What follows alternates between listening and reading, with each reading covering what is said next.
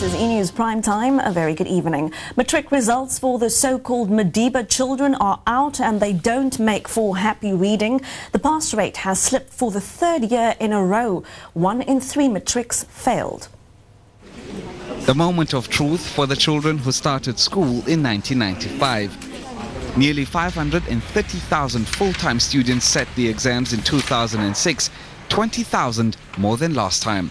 There were more passes in number terms, but Education Minister Naledi Pandor had little else to smile about.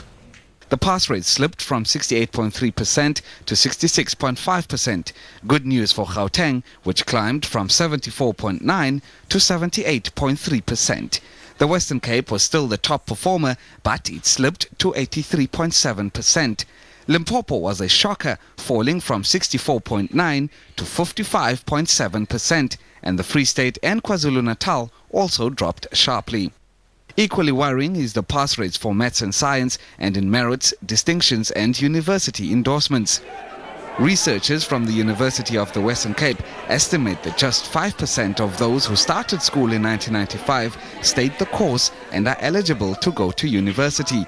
So, does Pandor think she should resign? Who said resigning was honorable? I believe the honorable thing is to ensure that success is achieved. I don't believe resignation. ETV might have that belief. But in my view, the real challenge is to ensure you succeed. Pandor's pointing the finger instead at the province's failings. The ministers admitted that 66% is not the outcome they'd hoped for. She's promised to be tougher on educators in the new year and hopes that hardline approach will turn the national pass rate around. Lukhanyo Khalata, E-News, Parliament. Well, one of Gauteng's success stories is Tembisa High. 94% of its matrics made the grade, even though many had to work without textbooks. A nervous walk to school for Sipho Dilwati. But among friends, those nerves quickly disappear when they spot their results. I'm over the moon because we have, for the first time, broken the barrier of 90%. And what does it mean to this class of 2006? I don't know what to say. I'm excited, especially since I'm the first one to pass matric in my family. So, yeah, I'm so grateful because I passed well. It shows that if you put too much effort, you can go through. We got exemptions. Exemption, distinction, exemption. And we passed on merits. Yeah. Everything. We're very happy. We're very happy!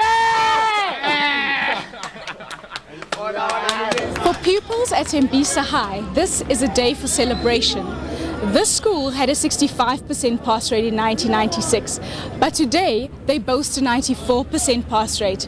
And next year they say it's 100% for sure. Baldi Karlse, E-News, Tembisa. Matrics in the Western Cape only got their results at noon, but for many it was well worth the wait.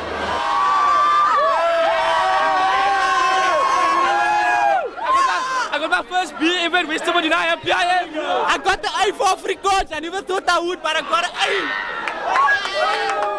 I'm really excited. I got a merit. Yes, man. I was merit to you also.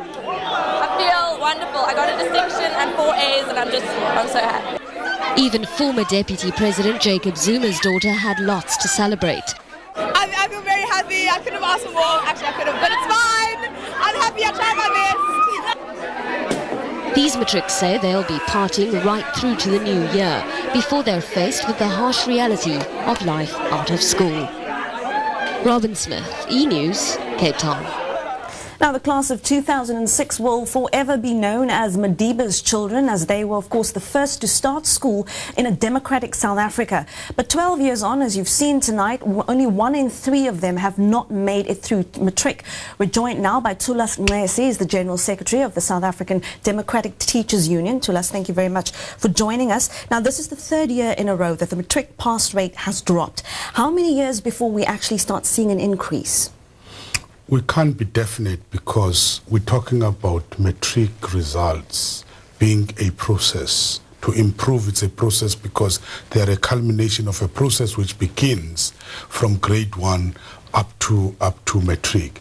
Therefore, if you're dealing with the legacies of apartheid and a lot of systemic issues, you can't be exact and say this is going to be at a required level at this particular time. Tell us, in your opinion, what do you think needs to be done to ensure more learners actually make it to the end of their school career and actually pass?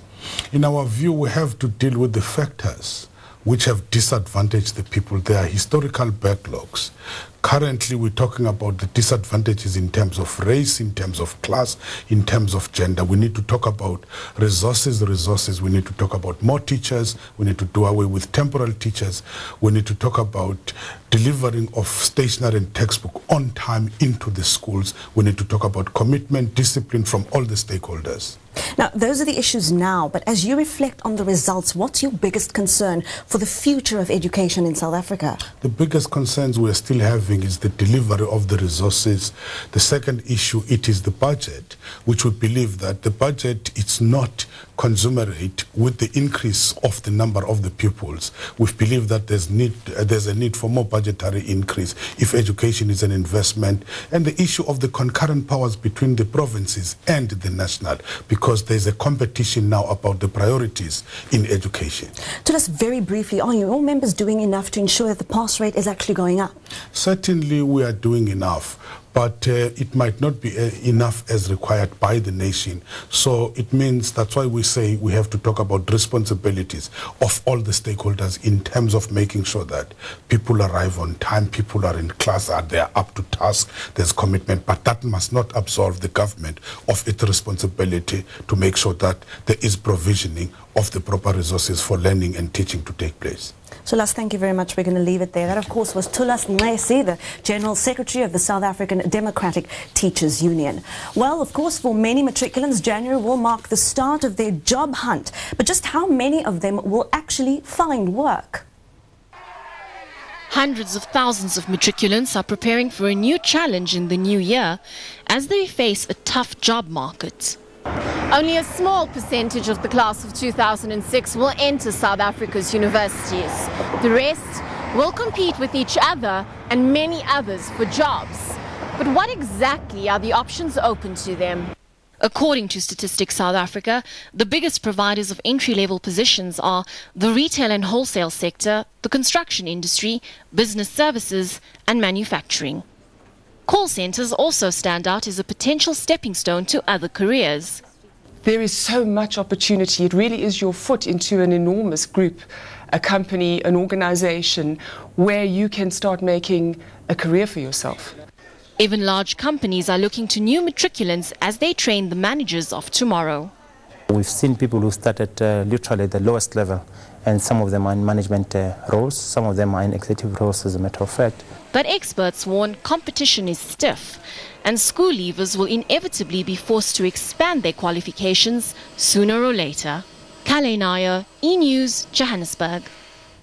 Well, after months of going down, the petrol price is set to go up next Wednesday. 91 octane will increase by 5 cents a litre, 93 octane by 6 cents and 95 octane by 8 cents a litre. But there's good news if you drive a diesel-powered vehicle, though. The price of your fuel goes down by 17 cents. And with that, let's take a quick look now at the markets.